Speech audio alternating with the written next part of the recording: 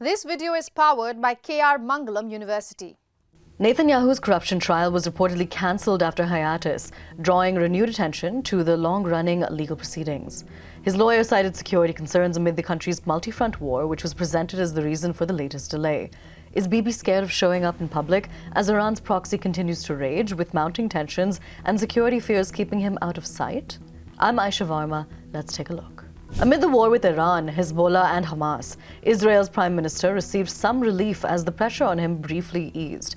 The trial for Israeli Prime Minister Benjamin Netanyahu's testimony has been cancelled for the time being, delaying the next phase of the case. The trial was set to resume today after a 2-month hiatus caused by the Iran war, but that schedule has now been pushed back.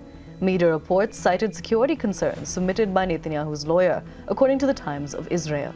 This development follows Israeli President Herzog's decision to deny a pardon for Netanyahu, keeping the legal battle alive. Herzog said that he would instead push for fresh talks in an effort to mediate a plea deal between the sides.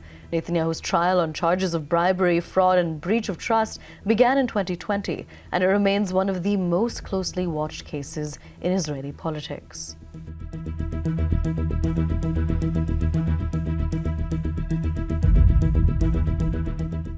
Three major corruption cases were filed against Benjamin Netanyahu in 2019, marking the start of a long and politically charged legal battle. The trial began in May 2020, making Netanyahu the first sitting prime minister to undergo cross-examination in court. Netanyahu is the first sitting Israeli prime minister to ever stand trial on charges of fraud, breach of trust, and bribery. Indicted in 2019, Netanyahu pleaded not guilty and has continued to insist that the cases against him are politically motivated. Netanyahu said that a pardon would allow him to devote his time, abilities, and energy to leading Israel through a period of crisis. If convicted, Netanyahu could face significant jail time, including up to 10 years for bribery under Israeli law.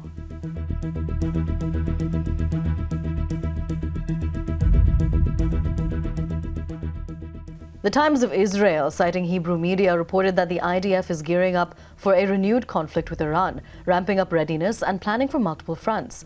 These revelations came less than a week after a fragile 2-week ceasefire ended and just hours after Iran-USA talks failed, underscoring how quickly the region is sliding back towards confrontation. On April 12th, the IDF chief ordered the army to be at a heightened state of readiness, according to Ynet, signaling that Israeli forces must be prepared for sudden escalation at any moment. Channel 12 reported that the IDF is also preparing for the possibility of an Iranian surprise attack on Israel, running scenarios and drills to respond rapidly if Tehran decides to strike first. A senior defense official told Khan that Israel is interested in renewing war against Iran, a stark admission that suggests some in Tel Aviv see another round of conflict as both inevitable and desirable. Israeli military intelligence is reportedly increasing the pace of building up its target bank of sites inside Iran. Priority targets include missile systems, launchers, and the support infrastructure that keeps them supplied and hidden across the country. Officials say this accelerated update is meant to ensure operational flexibility, so strike options can be launched quickly if politicians give the word. The Israeli Air Force is also finalizing strike packages built around long-range capabilities and complex multi-wave raids. These plans include both pinpoint precision strikes and the option for sustained air operations if a broader conflict with Iran resumes.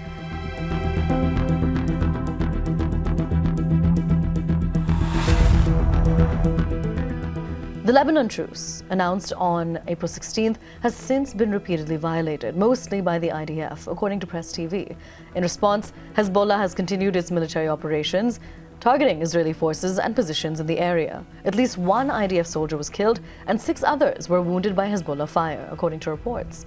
Lebanon's health ministry said Israeli strikes killed 14 people on April 26th, according to the latest reports.